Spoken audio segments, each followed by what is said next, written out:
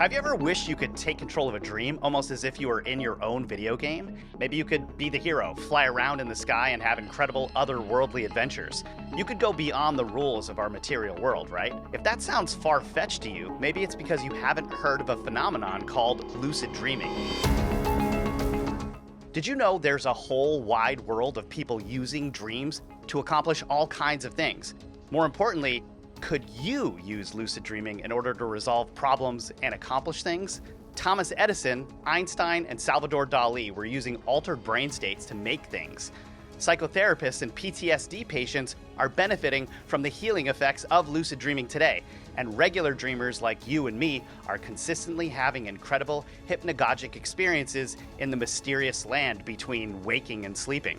So how does it all work? Well, when you hear what I found in CIA documents, what scientists are working on today, and what crazy dreams I found, you'll be on your way. Here's how to lucid dream.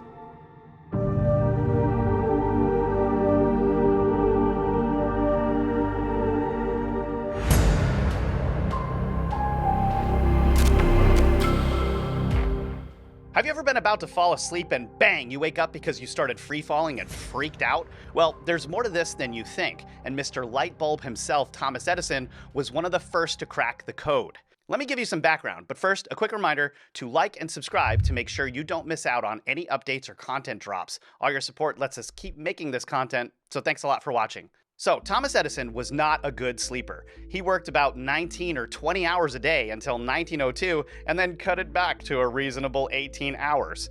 He'd like to sleep for only 4 or 5 hours a night and spend only about an hour on his social life for other things. His poor mother. Sometimes he'd even spend 60 consecutive hours working on one problem before a longer stretch of sleep and moving on to the next problem. So how did he do it?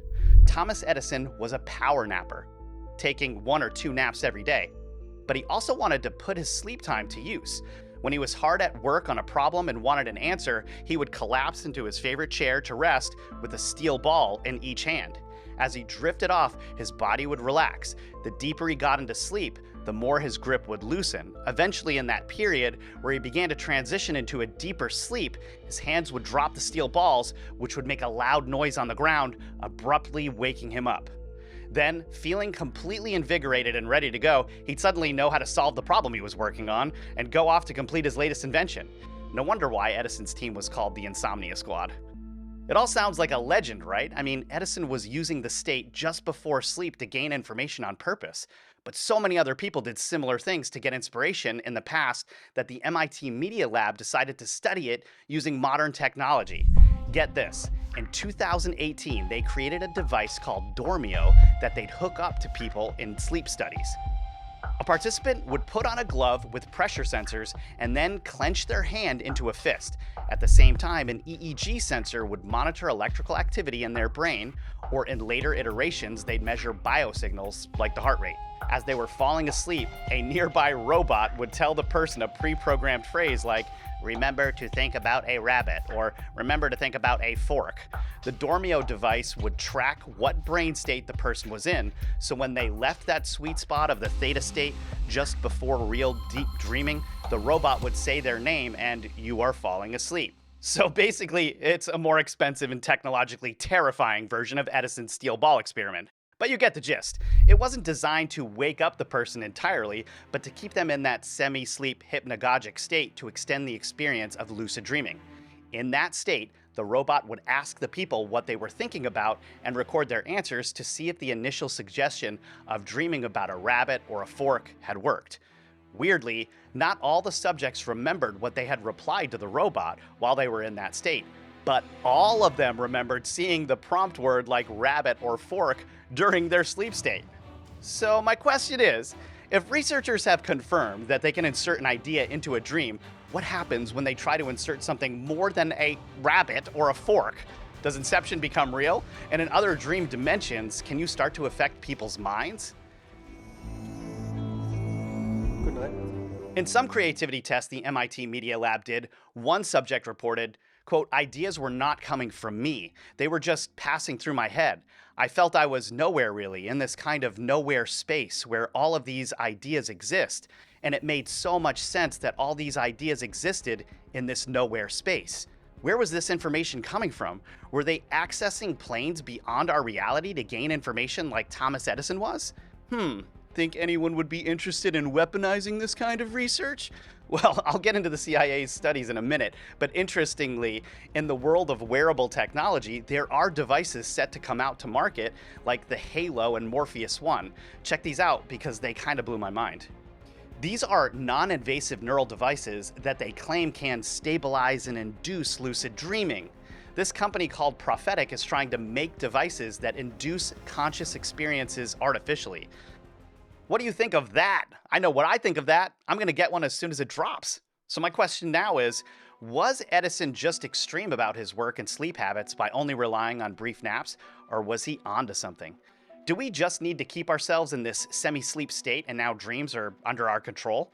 Well, that's just one method to begin with, getting yourself into this hypnagogic state. But these scientific tests have gone way beyond this by today, now focusing on things like monitoring eyelid movement instead of clenched hands. I talked about the direction dream research has gone in my episode Dreams Are Real, so check that out for more info on CIA studies, military applications, and more. It's pretty awesome. But clearly, being in a certain state of mind was helping dreamers maintain the ability to gain information or even recognize they were dreaming while in the dream.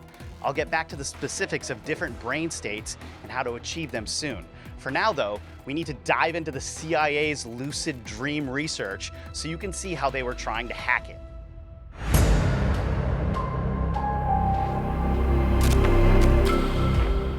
The CIA conducted lucid dream research where they had dreamers wear a dream-light sleep mask that would flash lights when the person was asleep. This would signal the people that they were in a dream because they'd see the lights in their dreams. Amazingly, the people would communicate back to the researchers from the dream that they had understood by moving their eyes in certain ways. So the machine was watching their eye movements. So again, we have an inception scenario where someone in a dream is getting feedback about what's going on in the real world. At this point, the person is in a lucid dream. They know they're dreaming and they can do whatever they want next. No problem. Free my mind. Free my mind. No problem. Right. But this is the CIA. When the mind can be studied deeper, they have to explore it. So next, they decided to try something more in the parapsychological realm.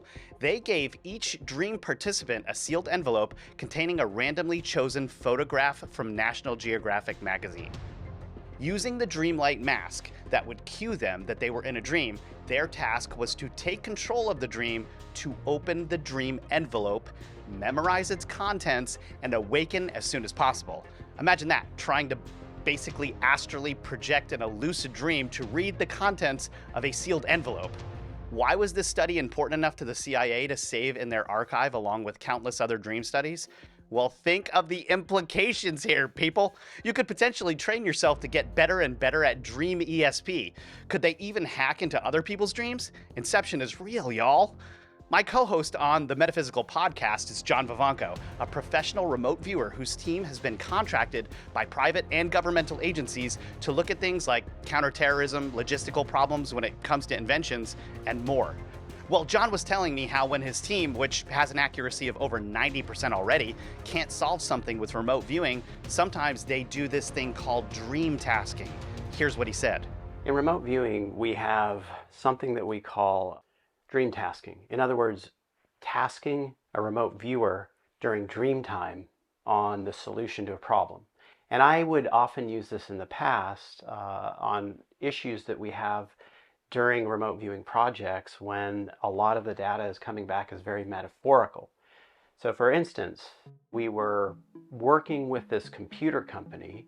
They had this line of computers about to launch. The problem with the computer line was that they kept shutting down. They kept crashing and they didn't know why, even though they had a load of engineers working on this. So as a last resort, always a last resort, they asked us if we could help them out with this problem. Now, when I tasked the remote viewers on it, the data was so metaphorical that I couldn't really line things up to come up with this cohesive explanation as to why this was occurring. So one night I decided to task myself during sleep.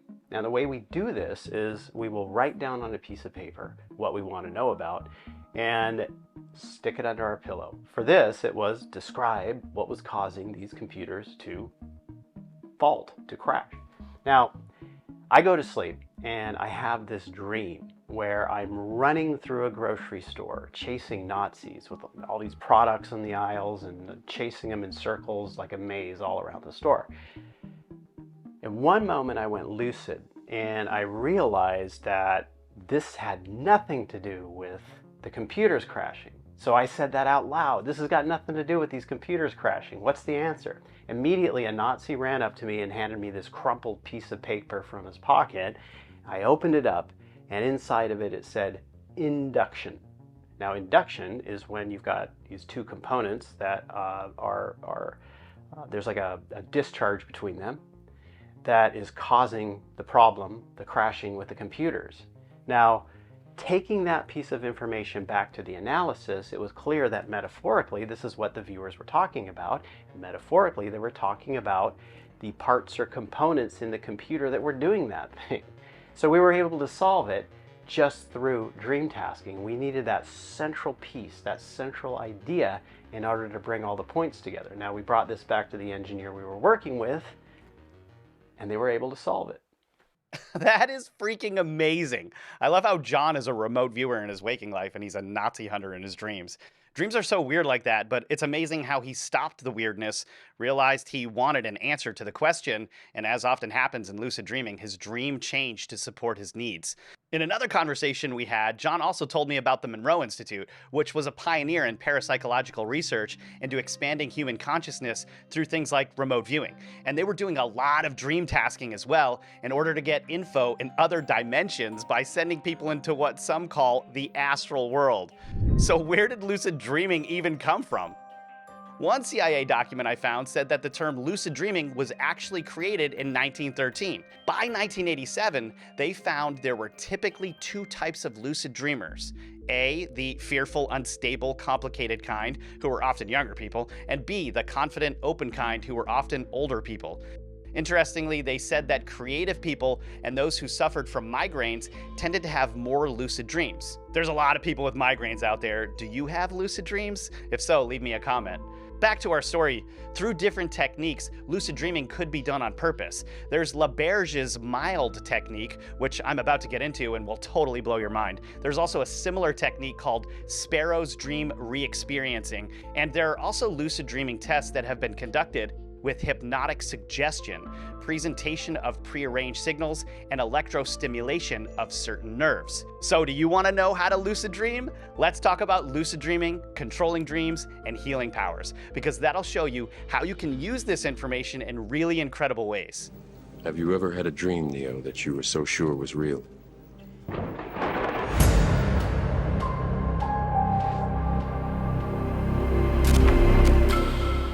Okay, so Edison showed us a major method for recognizing you're in the semi-dreaming hypnagogic state and staying there. You can slightly wake up your brain waves when you're getting too deep. Another method of lucid dreaming is to just keep that intention you want to lucid dream before you go to sleep.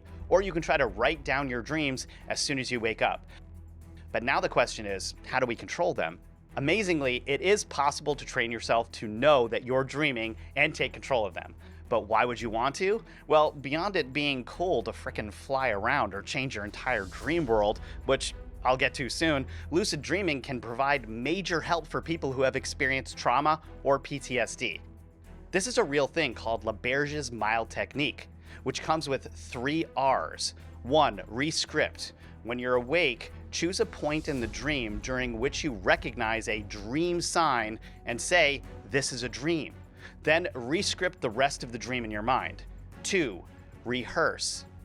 Imagine yourself back in the dream experiencing the rescripted version.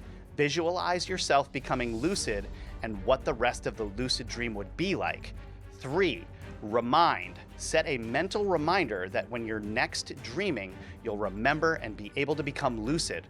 Remind yourself you might encounter your dream sign and focus on your intention to become lucid before you go to sleep. Confused? I'm about to give you some examples. It's kind of like Inception, where Leonardo DiCaprio uses a spinning top to cue himself that he's not awake because the laws of dream physics don't work like the ones in our real world. Once you realize it, you can control it. I mean, that clip from Inception was true. Then you can overcome fears or just fly around and have fun. All right, example 1. A psychotherapist named Dr. J. Timothy Green wrote an article with some mind-blowing case studies that I think should change the face of trauma recovery forever, and which can clue us into how to intentionally lucid dream. In one case, Dr. Green was seeing a 12-year-old girl who'd been attacked by 2 dogs. Her younger brother was being mauled, and as she ran to help him, she was severely bitten as well. Her body healed, but she kept having the same repetitive dream in which the dogs were chasing her. In the dream, she would always run and hide behind a tree, terrified she would be attacked. The psychotherapist told her about lucid dreaming. He suggested that each night as she fell asleep, the girl visualize herself back in the dream at the point where she was hiding behind the tree, so mentally and emotionally put herself back in that scenario. As she imagined herself behind the tree, he suggested she say to herself, "This is my dream." He explained that if she was able to become aware that she was dreaming, there was nothing to fear from the dogs who were only images in the dream. Then she could change the dream in any way she wished to. So did it work? 2 weeks later, the girl walked into his office and proudly pronounced she had followed his suggestions. Her nightmare had recurred, and as she was hiding behind the tree, she suddenly realized she was dreaming. She stepped out from behind the tree, looked at the dogs, and told them she wanted them to turn into hot dogs, which they did. Then she ate the hot dogs, guys, and her nightmare never occurred. She defeated her enemies and feasted on their flesh. Pretty amazing stuff, though, actually, and pretty creative problem solving, too. But that's not the only time this psychotherapist has seen PTSD show night and day improvements with the lucid dreaming method.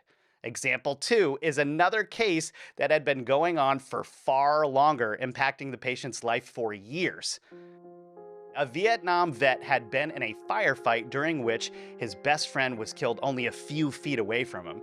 For decades after that, he always dreamed that he saw his buddy fall, struggled to get to him, saw blood flowing from his neck, and watched as he died. Pretty horrific stuff to have on loop in your head for so many years, honestly. Because his dream was always the same, the psychotherapist suggested he pick one particular moment in the dream, then each night as he fell asleep, mentally and emotionally, visualize himself back in that particular moment and remind himself he was dreaming. The veteran decided to use the moment when he found that his buddy had died as the signal he was dreaming. Not long after their therapy session, the man had the same nightmare. But this time, as he reached his friend, he realized it was a dream, and that he could choose to redirect it in any way he wanted. He decided to tell his friend to get up, that the war was over, and that they were all going home. So in the dream, his friend sat up, smiled, and they walked off the battlefield. The nightmares completely ended at that point, ones that had haunted his nights for 3 decades. I mean, that's an insane amount of time. So okay, why isn't this kind of therapy all over the place now, right? Dr. Green thinks that psychotherapy and dream work have been intertwined since the beginning, but since lucid dreaming grew out of sleep and dream research, it hasn't made its way into clinical practice. Pretty lame. I assume most researchers feel it's too difficult to prove this kind of thing with a scientific method, and that's their reason for rejecting it, of course. But consider this, literally anyone can learn to do this, it's free, and there are no negative side effects.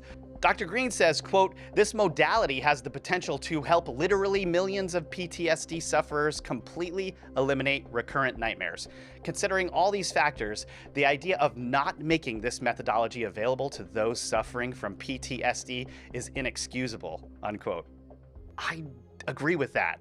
To all my friends out there dealing with trauma, I really think you should give this a shot, and I'd agree anyone can learn to do this by using this same method of visualizing themselves in a certain scenario right before sleep and reminding themselves they're in a dream when they actually get there. But wait, there's more. I want to tell you even more secrets of how you can hack your brain, so check this out. What if I told you that your own body could be convinced to put itself back together in all sorts of ways?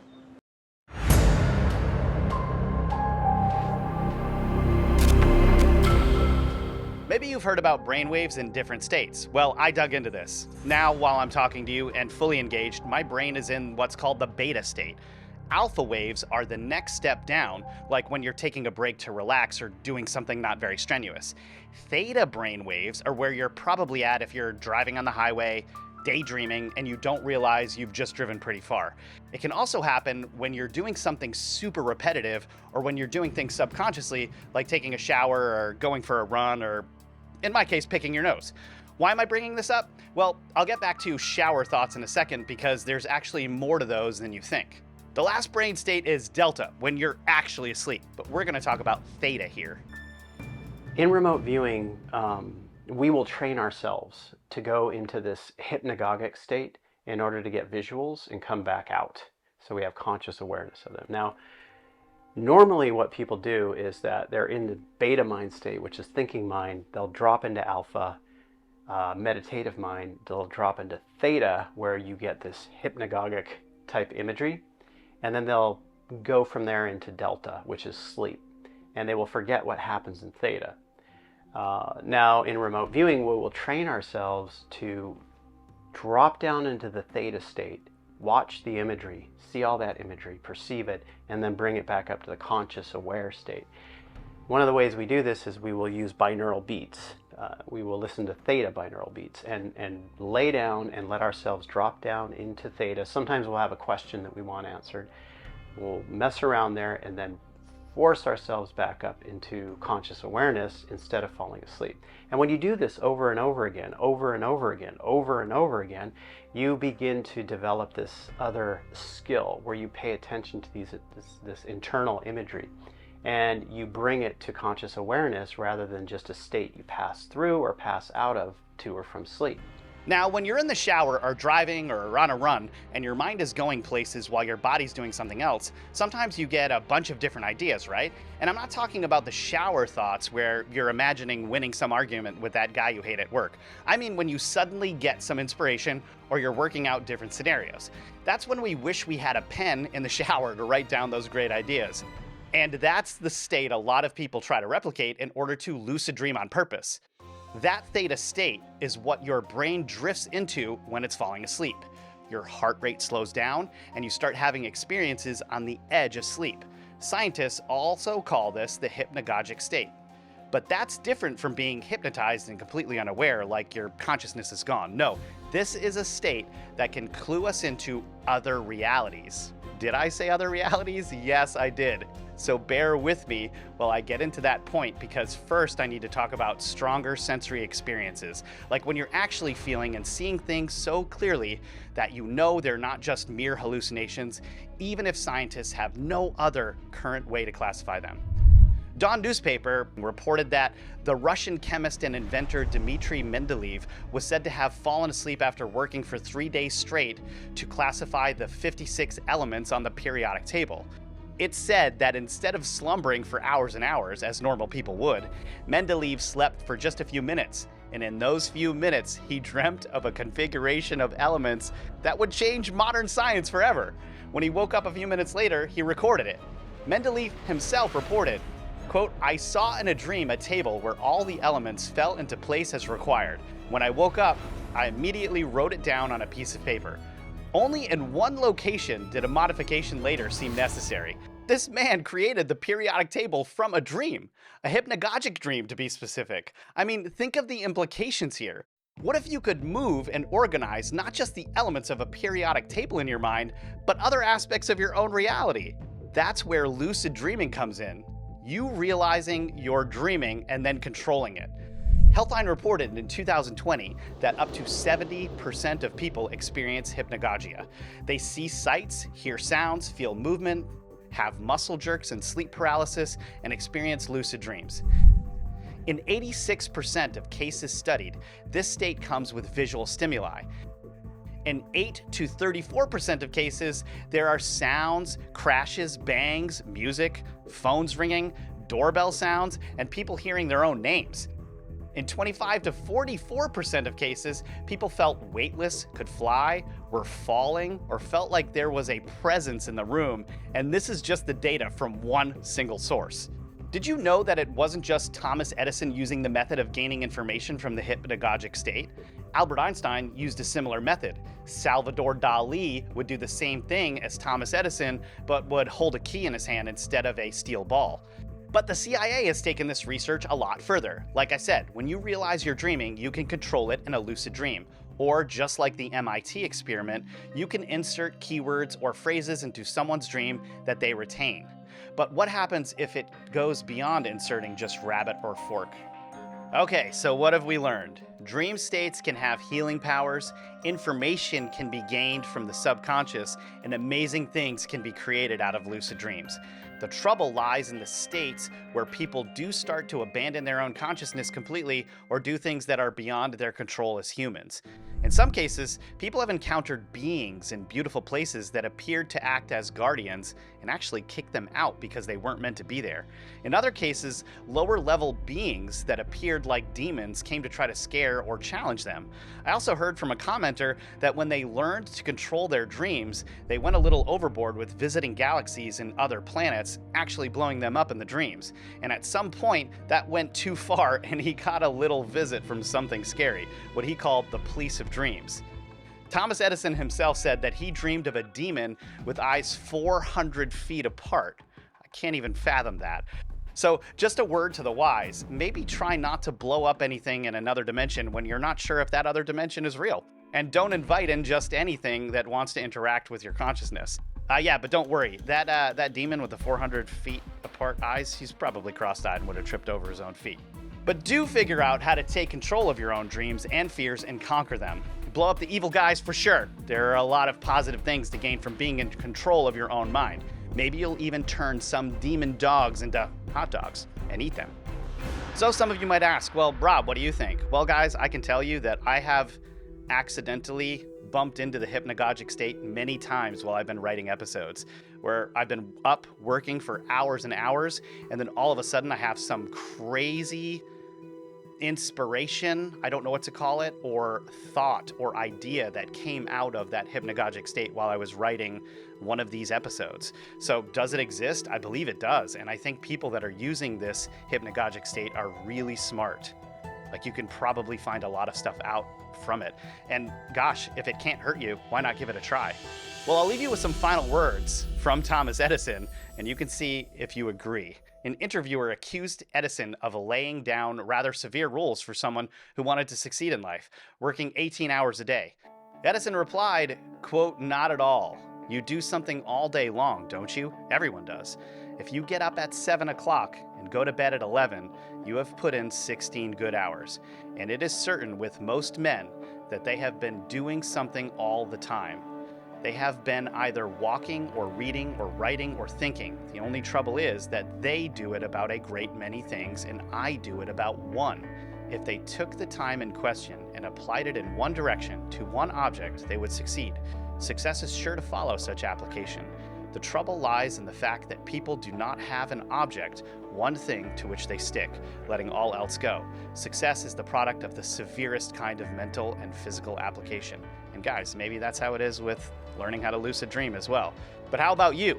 Do you agree? And have you ever had a lucid dream? Please leave me a comment below with your experience, because the comments on the last stream video were wild. Like this type of content and want more? Please think about supporting my work and pledging on our website, themetaphysical.tv. With your help, we can give you more exclusive content and products like our metaphysical merch that I designed, which you can get by visiting the link in the description. Remember to like and subscribe to help the channel grow as well. And if you want to hear some longer conversational episodes, our Metaphysical podcast dived into the details of remote viewing, the power of the mind, and so much more. So check that out. And with that said, I hope you thought this episode was out of this world.